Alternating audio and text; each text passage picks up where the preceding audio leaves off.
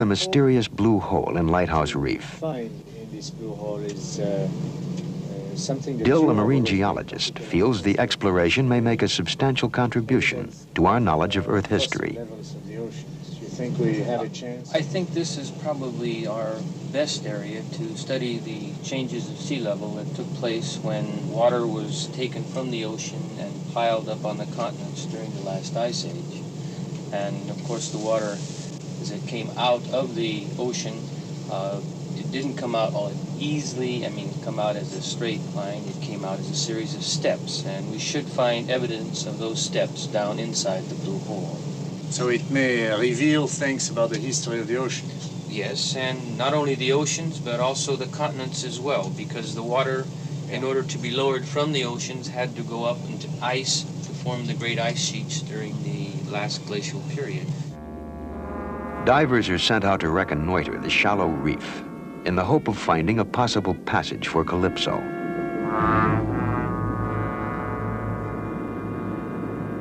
They find the reef often barely submerged. Clusters of coral, staghorns, and elkhorns stretch ominously to the surface. To find a safe channel for a vessel the size of Calypso will be a difficult task. Viens mouiller la bouée.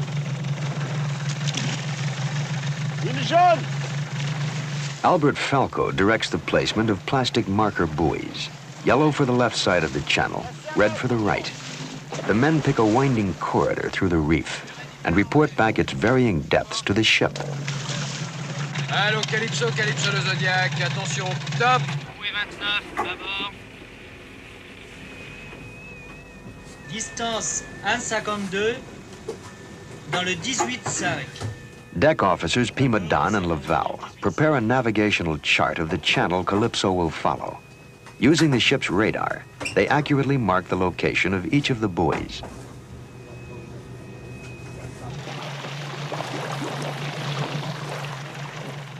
Marking of the 7-mile passage will take 2 full days. Before finishing, Falco's team will drop 32 buoys.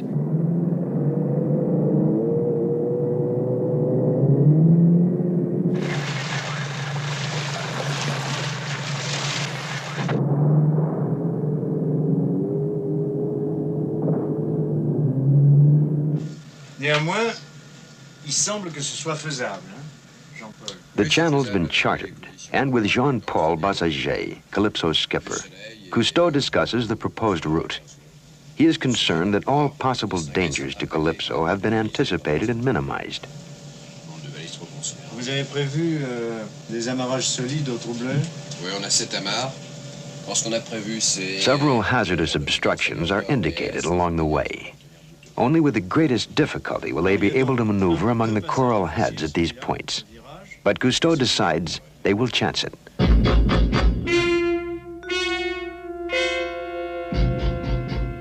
2 small boats sprint ahead of Calypso to warn of undetected mid-channel obstructions.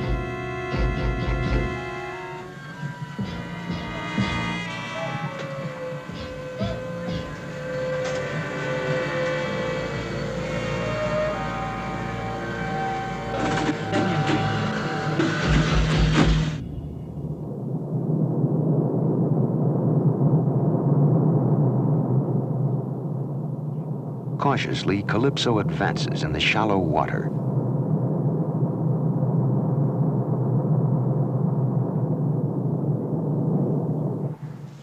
From the observation chamber, the beginning of the trip looks encouraging.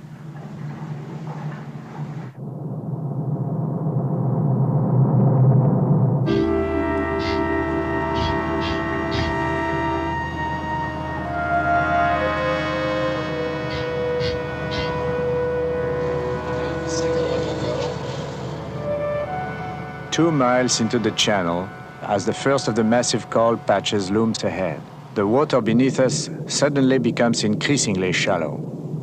7 feet under the keel, then suddenly 5. Our echo sounder reads less than 4 feet of clearance as we pass over.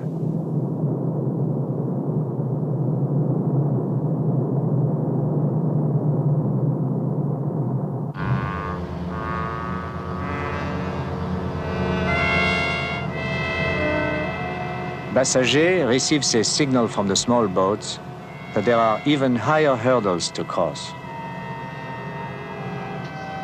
Jean-Marie, aussitôt que tu as fini. The observation chamber is now too dangerous to occupy. A television camera is installed. In case of sudden storm or other emergency, we have lighted buoys at critical turning points in the channel.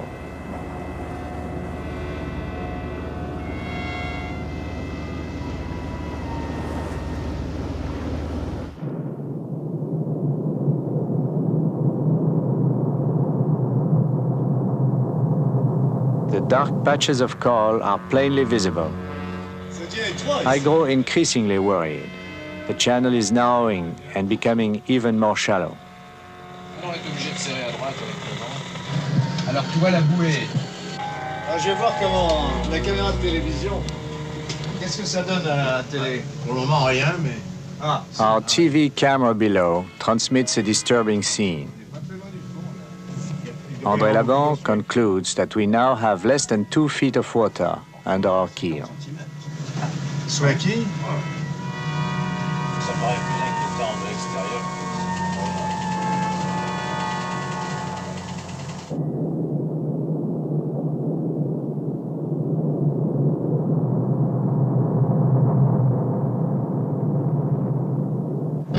Ahead of us is one of the most difficult parts of the channel to maneuver.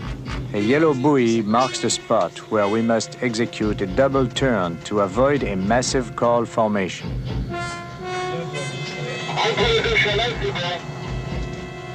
Reçu. Tu passes entre deux rochers. D'accord. 3,50 m. I tell the bridge that we may be turning too wide. The water beneath us is getting more shallow.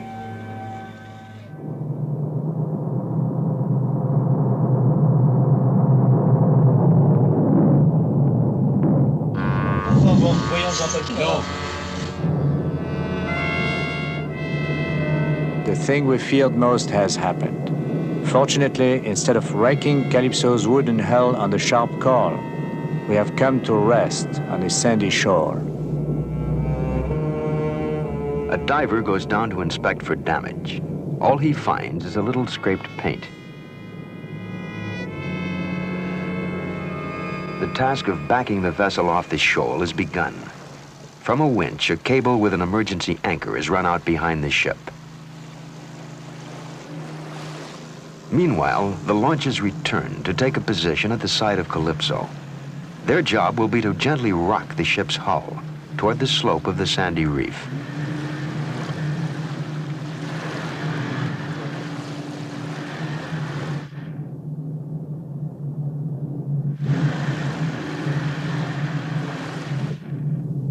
The combined effort of the thrusting outboards above, the pull on the anchor astern, and the thrust from Calypso's reversed propellers does the job.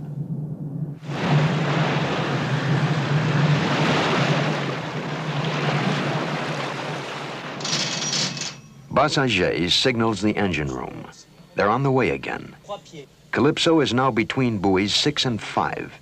They are very close to their destination. C'est la numéro 6 tribord. Alors, voilà, on est à peu près là. Travers numéro 5. Alors, il nous reste à peu près quoi, 10 minutes. Cousteau estimates that they will reach the hole in 20 minutes. Dans 20-25 minutes, on devrait arriver au fond. C'est sportif.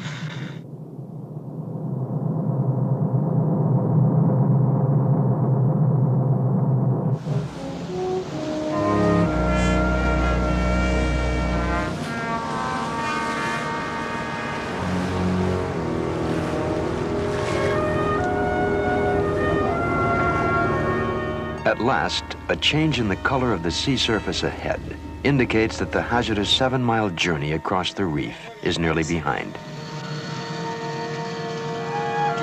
Tu m'indiques la position du bidon sur tribord.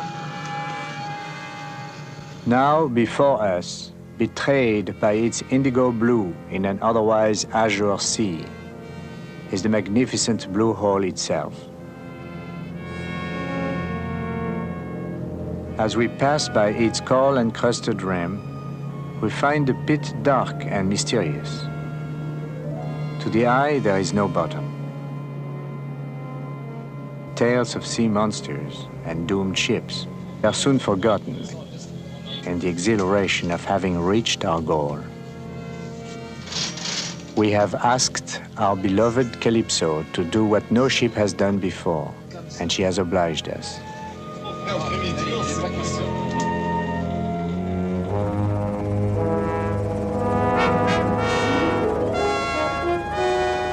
Now we would explore this beautiful basin and try to comprehend its depth.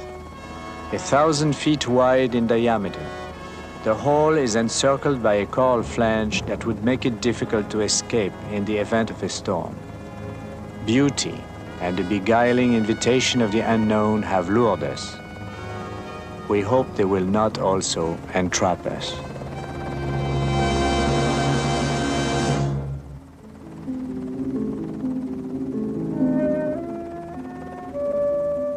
Calypso is moored near the edge of the Blue Hole in Lighthouse Reef. Positioned here, the ship can give direct overhead support to the divers, now preparing to descend.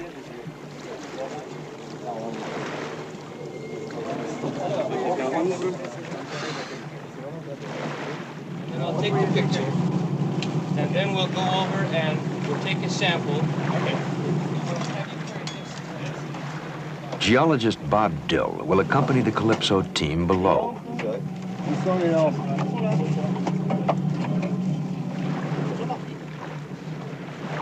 None of the divers know what they may find as the first full-scale exploration into one of nature's great phenomena gets underway.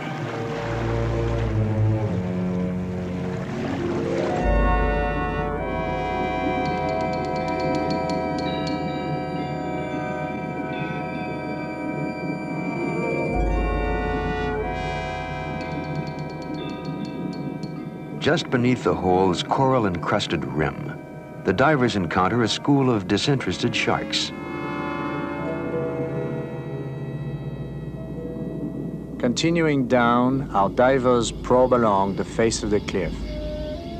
They find it pockmarked with numerous small caves. A giant sea worm is startled by our lights. Calcium carbonate debris constantly breaks away from the lip of the pit and falls past our divers. We begin to understand that this hole was once a vast cave, the ceiling of which has collapsed.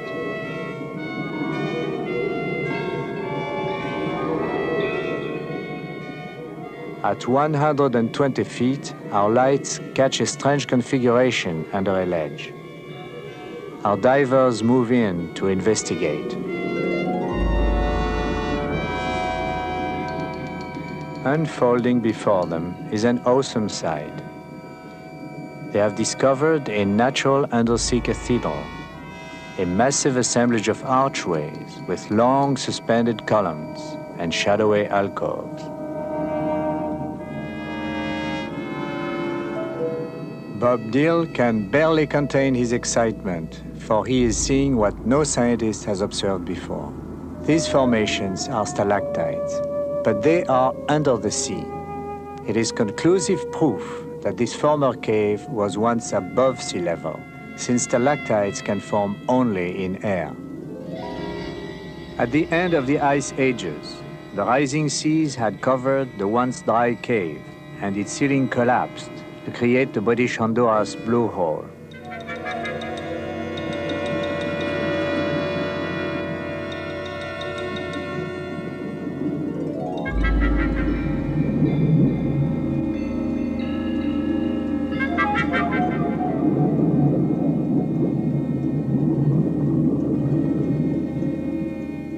The divers make an important observation. Some of the stalactites are vertical, while others are tilted. We are anxious to find out why.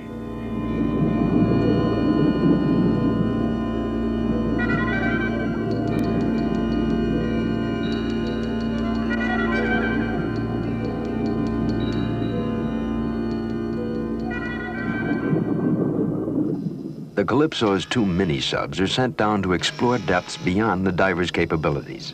In the first, Andre Laban. Albert Falco pilots the second.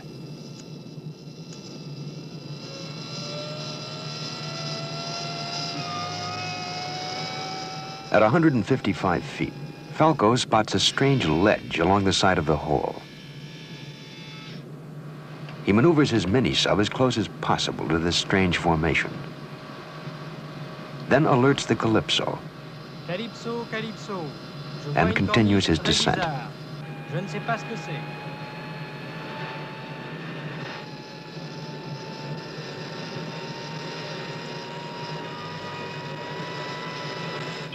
The ledge observed by Falco is now inspected by Bob Dill, too. It is an important find. It is evidence of a former sea level, even lower than the stalactite area they discovered above.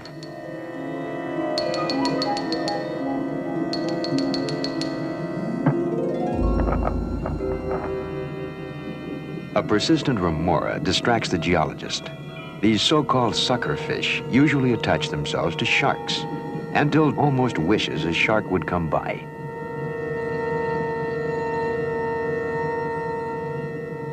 "50 feet above, the divers measure the stalactites and the perplexing 15-degree tilt to some of the formations.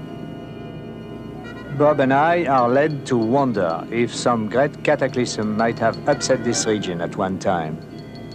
For our men discover not only tilted formations, but a stalactite broken off and fallen to the shelf below. Far above, diver Raymond Cole finds the point of origin of the broken stalactite, a scar on the cavern ceiling.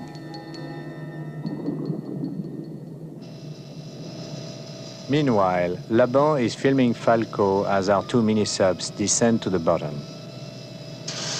At 412 feet, they are at the bottom. They are cautious so as not to disturb centuries of dust and debris. Moving across the lunar-like plane of calcium carbonate, Falco is confronted by an overhang.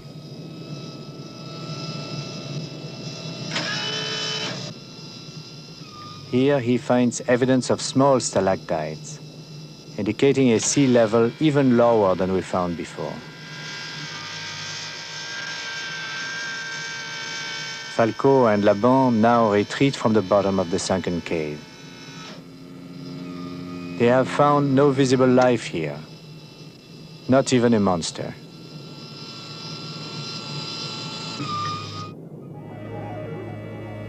Now Calypso's winch and cables labor under the strain of a 3/4-ton prize. With the greatest of care, the broken stalactite is recovered from the shelf on which it was found below. It will be subject to scientific study by Dill and his geological associates in the United States. Still another recovered stalactite will be donated by Cousteau to the British Honduras Museum.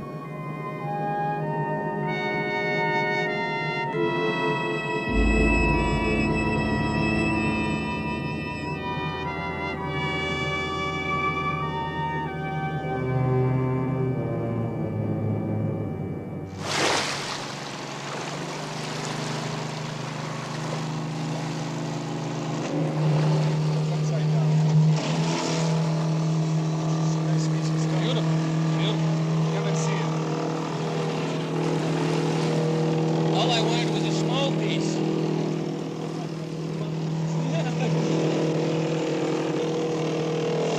Be sure to get a measurement as soon as it gets down. It breaks off. Cousteau and Bob Dill hope that inside this specimen may be found the answers to when the oceans rose and fell, and when great upheavals in the earth reshaped this region.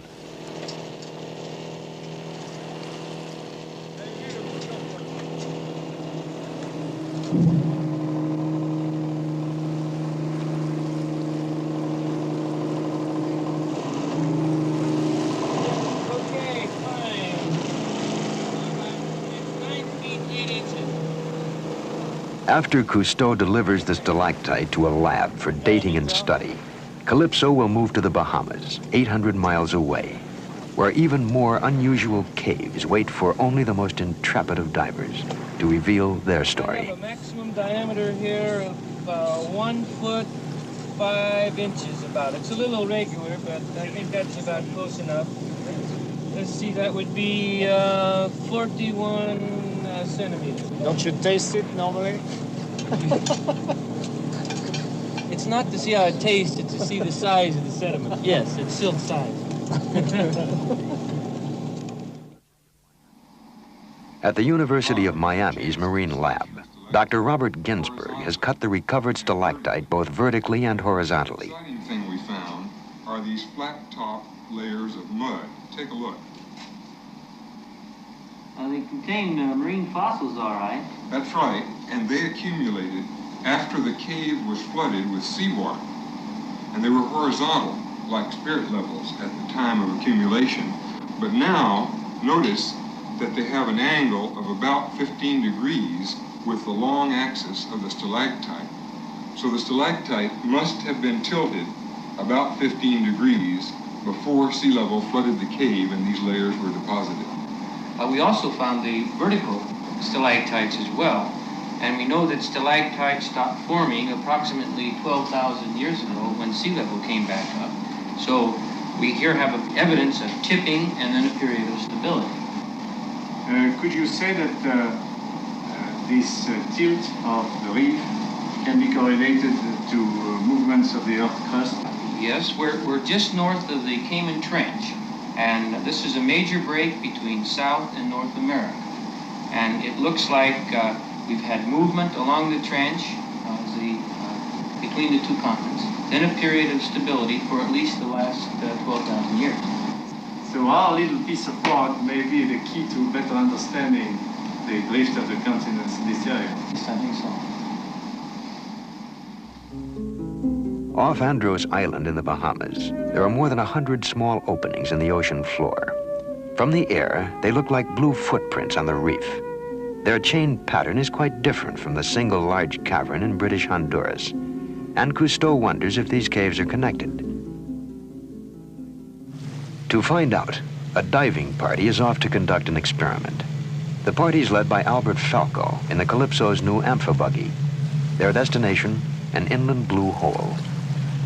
As they approach the shore, they are confronted by suddenly turbulent waters, immediate evidence of a blue hole. It is alive with treacherous currents, siphons, and backwash. Divers can descend into these pits only at slack tide. But the hole Falco's team seeks now is one on shore. The divers follow the equipment-laden amphibian to the inland hole, where the experiment will begin. Stop avec ton amphibie. Seen from the air, the hole's deep blue color betrays its depth. To the men approaching on the sharp limestone rock, it appears a shallow pond.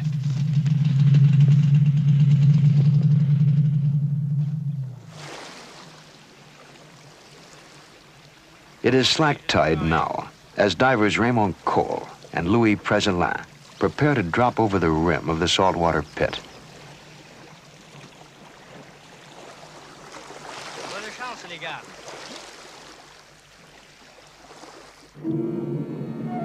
Entering a corridor, the men descend easily, but they can still feel a slight current working against them.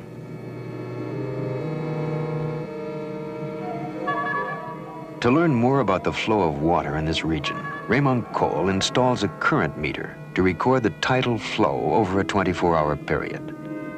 Now the experiment. Louis Prezelin releases a package of harmless green fluorescein dye. It is hoped that the current will carry it far through the cave, and if the blue holes are connected, out into the sea. On the surface, Falco awaits the diver's return. He also waits for the ebbing tide, for it is then that the currents may move the color seaward. We were eager to see if our experiment would prove connection between these underwater caves. From the inland hole to the nearest hole offshore is about 700 feet. At this offshore hole, we had stationed a launch. It would enable us to detect, as soon as possible, any sign of emerging green dye that would prove the underground connection of the Bahama blue holes.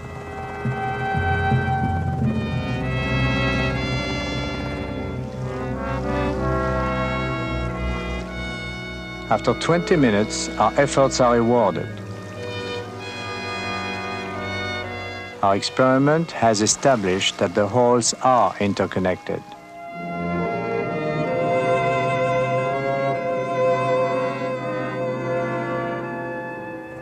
Soon the entire sea around us is awash with dye. We would repeat the experiment all across the reef to find out how extensive was this submerged tunnel system. And we would correlate our findings with the results of our current meter tests. We have about 3 times the amount of water coming out that went in. How can you explain that? It must mean that the tunnel network is much more complex than in the areas where we made our dives. Well, probably the entire Bahamas are a giant sponge. Exactly. We also noticed that the water going into the tunnels from the sea was not very clear. It was loaded with plankton and animal debris, and yet when it came out, it was crystal clear. Perhaps this packing of the coral reef can explain why many of the ancient reefs we see are loaded with petroleum. Well, we might be witnessing the initial development of a new oil field. Maybe. Now in search for history-revealing stalactites here in the Bahamas, Calypso divers follow the underwater joint pattern that runs from one cave to another. And behold an extraordinary sight. These are common red snappers, but they are swimming upside down. The fish instinctively turn their backs to the light. Since in the cave light is reflected on the sandy bottom, the fish face the cave ceiling instead of its floor.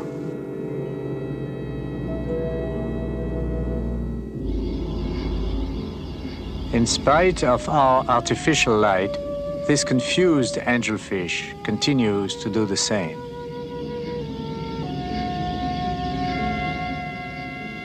In their upside-down world beneath the ceiling, the fish are completely at home. But not so the divers. There is great danger when one dives in caves. In the sea, a ceiling of any kind may become a trap.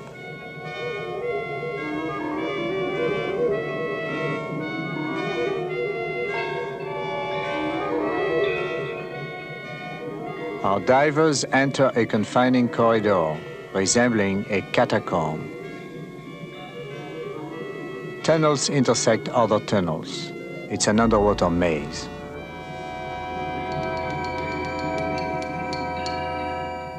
Finally, our divers can go no further.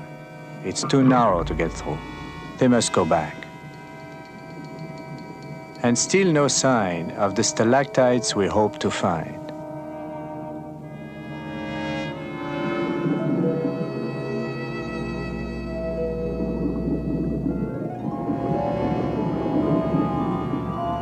As the divers return, the bubbles of their air tanks, penetrating through the porous limestone ceiling to the floor of the reef above, will graphically mark their way.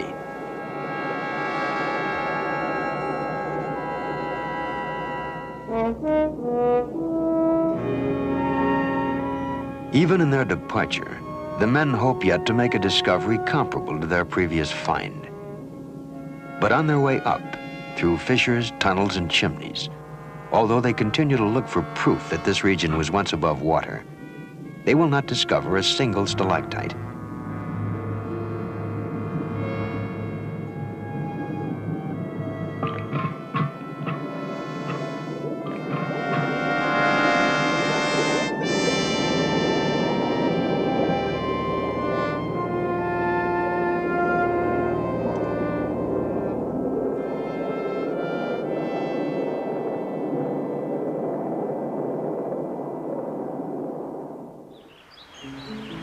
In the Bahamas, Philippe Cousteau encounters Dr. Robert Benjamin, a diver long fascinated by the blue holes.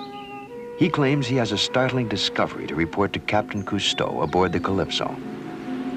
Now this this big stalactite grotto, which we call simply the grotto, we found in September. And in fact, I only saw it in September for a second. We were diving with two of my friends, and they are in front of me with a light. I'm with the camera always in the back. And we were at the end of the lifeline. I was holding on, and Tom was going on with the light. And I was just like on a stage, just first seat in a show. Tom was with the lights there, and I saw something green, stalactites. In the first moment, you know, it looks like they would be huge, maybe 100 feet high. But we couldn't get nearer to it. This is a tremendous pit. We discovered, in fact, almost by an accident. When we first were gone down, I had no feeling of, say, distance or size, and it looked to me like a Carlsbad caverns. And only later, when we started to explore everything, we really realized the real thing. In any case, it is a tremendous cave, one of the greatest that I have ever been in.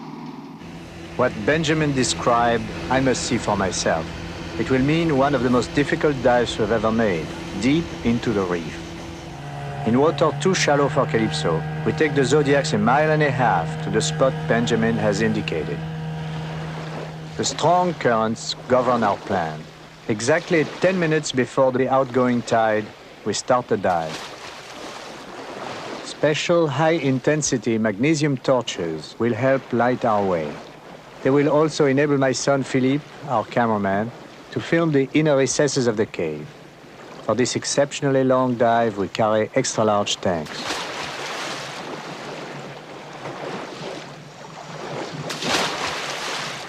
My experiences in cave diving have left memories of danger, fear, near tragedy. Now, as I begin this dive, my curiosity is mixed with strong apprehension. We creep into the narrow opening that leads into the chasm.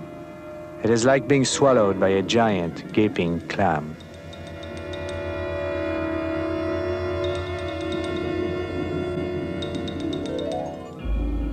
Everything has to work. Our equipment, our muscles, our hearts, our brains. With no open water above our heads, we are sentenced to success.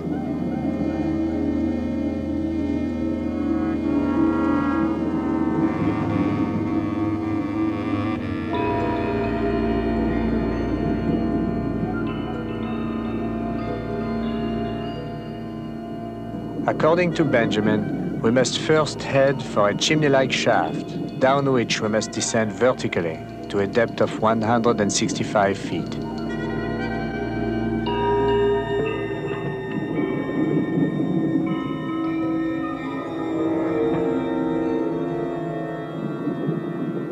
Down into the realm of nitrogen narcosis, the rapture of the deep, which befuddles the mind.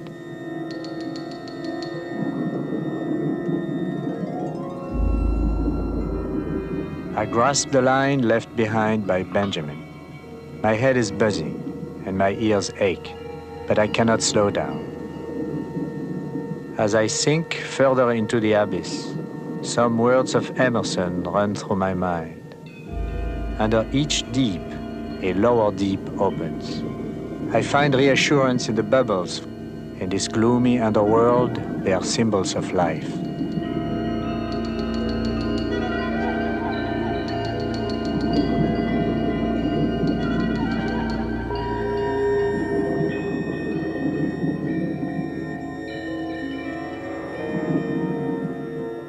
While we wait at the bottom of the chimney, François Dorado goes to light the long tunnel that lies ahead of us. With his torches from another realm above, he recalls Prometheus, who stole fire from heaven and gave it to man. He mixes fire and water to bring the light of knowledge and the warmth of wisdom to a dark, forbidding world, until now undisturbed by thought. I strain to fight the narcosis and try to clear my head. My friends around me are mere shadows in this eternal night. When the passage is lighted, I signal we go.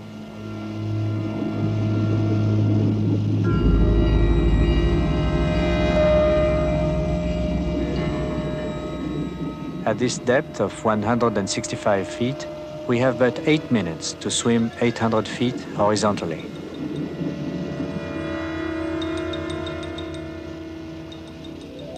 The ceiling above us is an ever-present reminder that we are trapped inside the earth.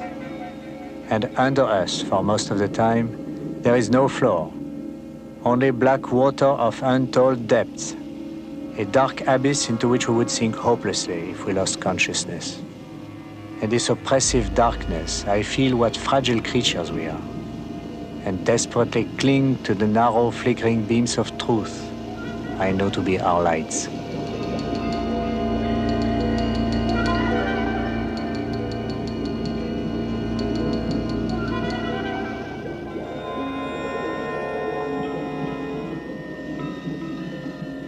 In my confused brain, I feel we have entered Inferno, and the gates are about to close in upon us.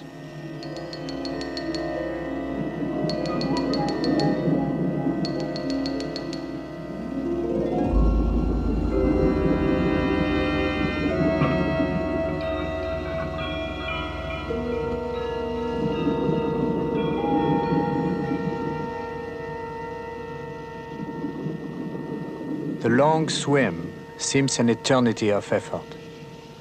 It is a race to beat the outgoing tide.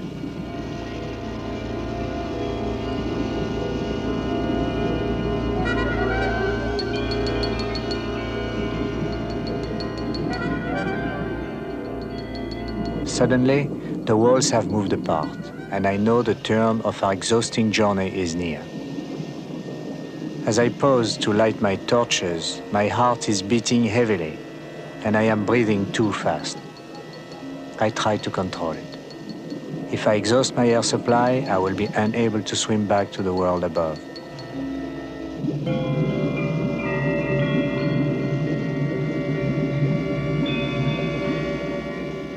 Now before us, the grotto.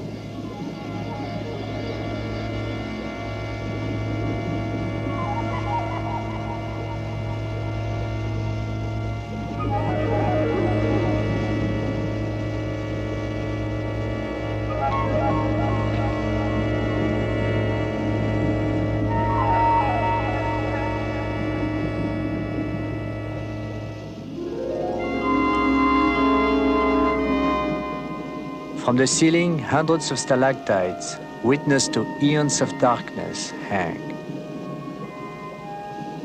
And from below, stalagmites reach up in an effort to join them. We are bedazzled by the sight and haunted by the sound of strange echoes as the rumble of our torches fills the cave.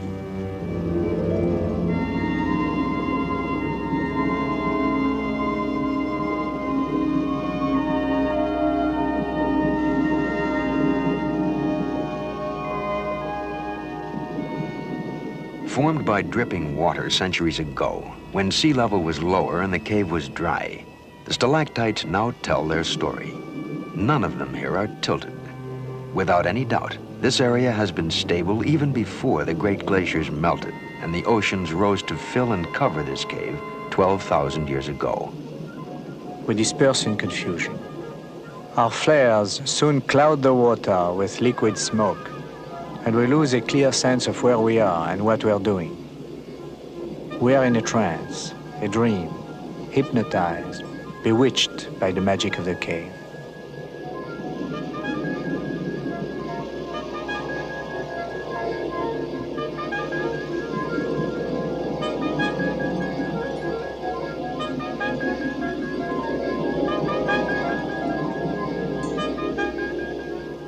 Sediment, disturbed from the bottom, begins to drift upward, blurring our vision.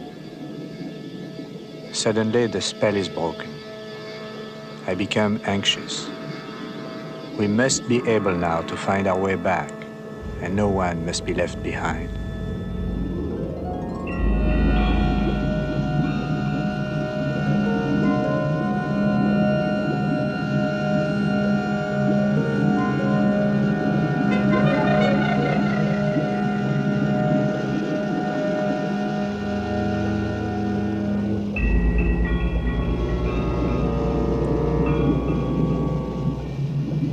Near the exit, my flares burn out, and I am caught in darkness. Nervously, I search for the nylon guideline, the thread of life that will lead us out of this labyrinth. At last, I find a line, and we gather to make our departure.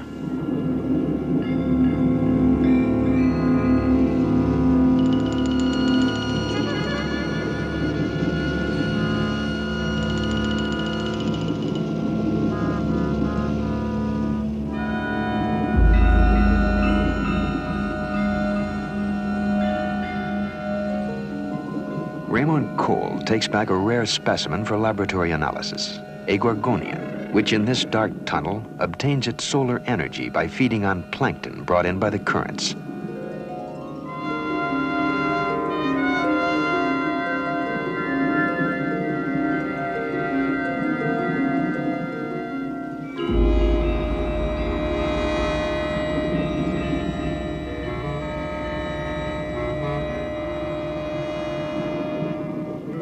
They are just on schedule, and the 800-foot horizontal journey back is made easier by an outgoing tide.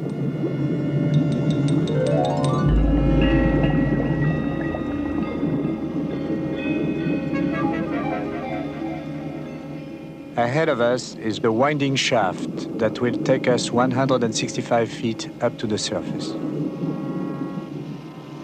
To avoid decompression accidents, our ascent is slow. Time for tedious decompression stops will total about an hour. We divers have an expression: you pay for your trip on your way out.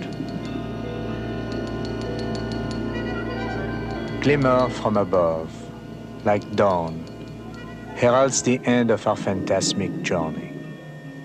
Although we will carry with us forever the visions wondrous strange, pilfered from an alien realm, it is with relief that we enter once more the world of man.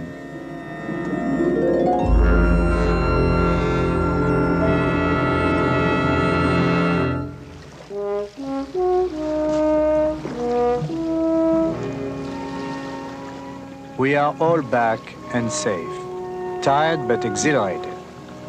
Benjamin's cave was everything he described, and we have had one of our most challenging ventures.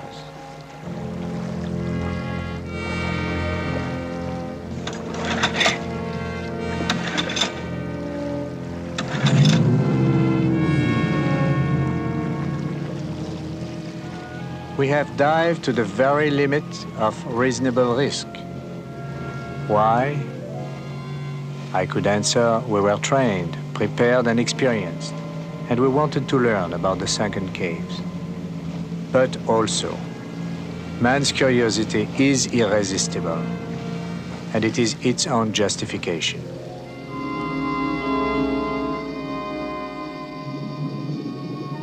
In the future, our equipment will be perfected. New diving techniques devised that will help us delve even deeper into our Earth's past.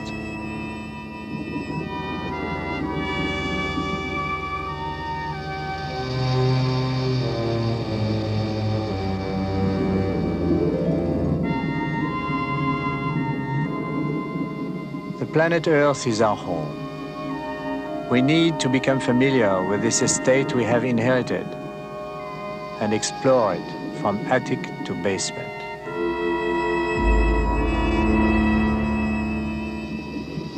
As the explorer pursues his curiosity, science follows, ever closer to the central mysteries of our Earth.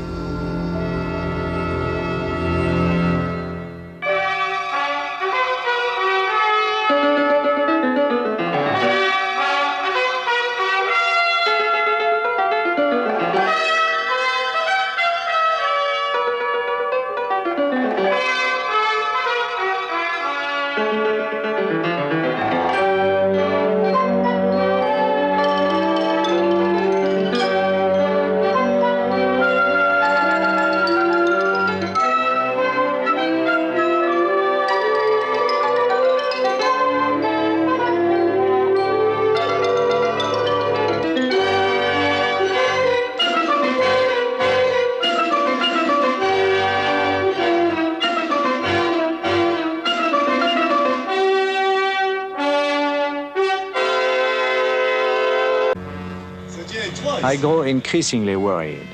The channel is narrowing and becoming even more shallow. On est obligé de serrer à droite avec le vent. Alors tu vois la bouée. Alors, je vais voir comment la caméra de télévision. Qu'est-ce que ça donne à la télé? Pour le moment rien, mais. Ah. Our TV camera below transmits a disturbing scene. André Laban concludes that we now have less than 2 feet of water under our keel. Sous la quille? Ça paraît plus inquiétant de l'extérieur.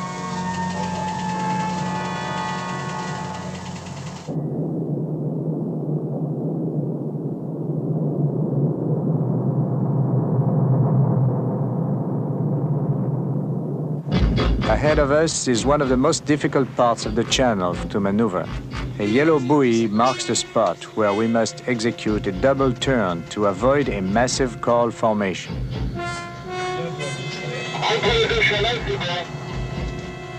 Reçu. Tu passes entre deux rochers. D'accord. 3,50 m. I tell the bridge that we may be turning too wide. The water beneath us is getting more shallow.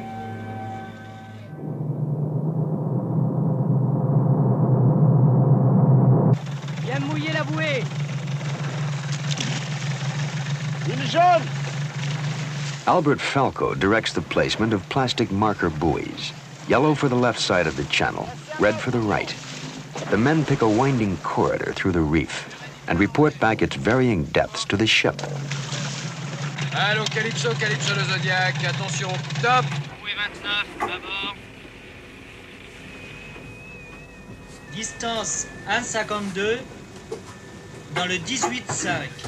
Deck officers Pima Don and Laval prepare a navigational chart of the channel Calypso will follow. Using the ship's radar, they accurately mark the location of each of the buoys.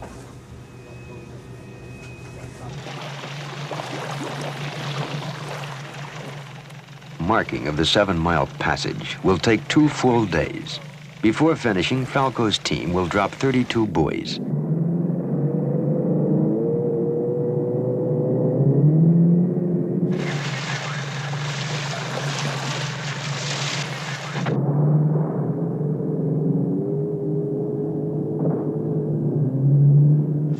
Néanmoins, il semble que ce soit faisable, hein, Jean-Paul. The channel's been charted, and with Jean-Paul Bassager, Calypso's skipper, Cousteau discusses the proposed route. He is concerned that all possible dangers to Calypso have been anticipated and minimized. Vous avez prévu des amarrages solides au trou-bleu? Oui, on a 7 amarres. Alors, ce qu'on a prévu, c'est... Several hazardous obstructions are indicated along the way. Only with the greatest difficulty will they be able to maneuver among the coral heads at these points. But Cousteau decides they will chance it.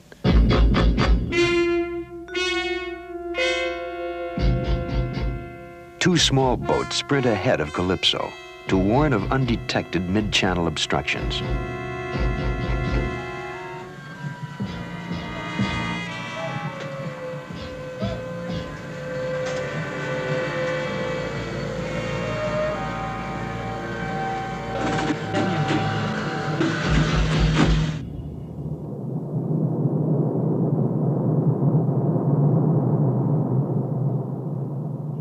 Cautiously, Calypso advances in the shallow water.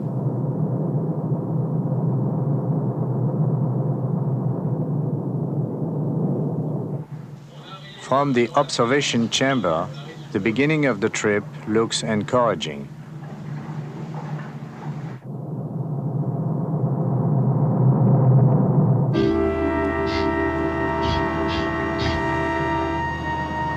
The mysterious blue hole in Lighthouse Reef. Find in this blue hole is something that Dill, a marine geologist, feels the exploration may make a substantial contribution to our knowledge of Earth history.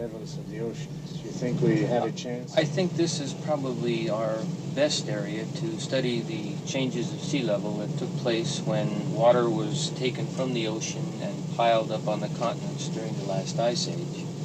And of course the water, as it came out of the ocean, it didn't come out all easily, come out as a straight line. It came out as a series of steps, and we should find evidence of those steps down inside the blue hole. So it may reveal things about the history of the ocean. Yes, and not only the oceans, but also the continents as well, because the water, in order to be lowered from the oceans, had to go up into ice to form the great ice sheets during the last glacial period.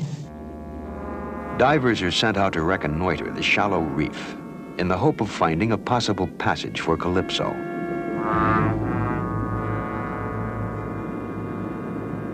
They find the reef often barely submerged.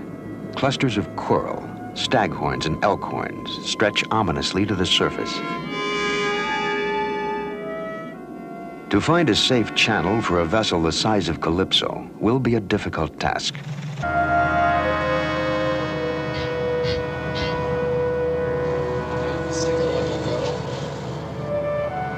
2 miles into the channel, as the first of the massive coral patches looms ahead, the water beneath us suddenly becomes increasingly shallow. 7 feet under the keel, then suddenly 5. Our echo sounder reads less than 4 feet of clearance as we pass over.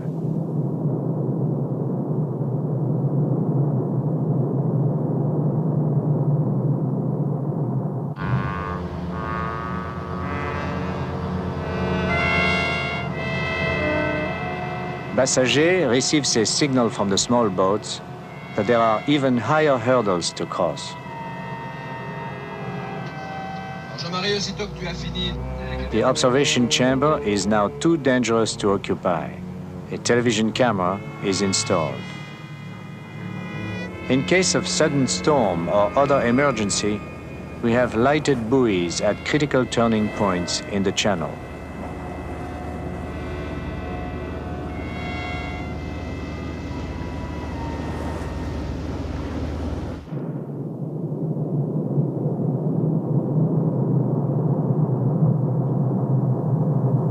The dark patches of coral are plainly visible.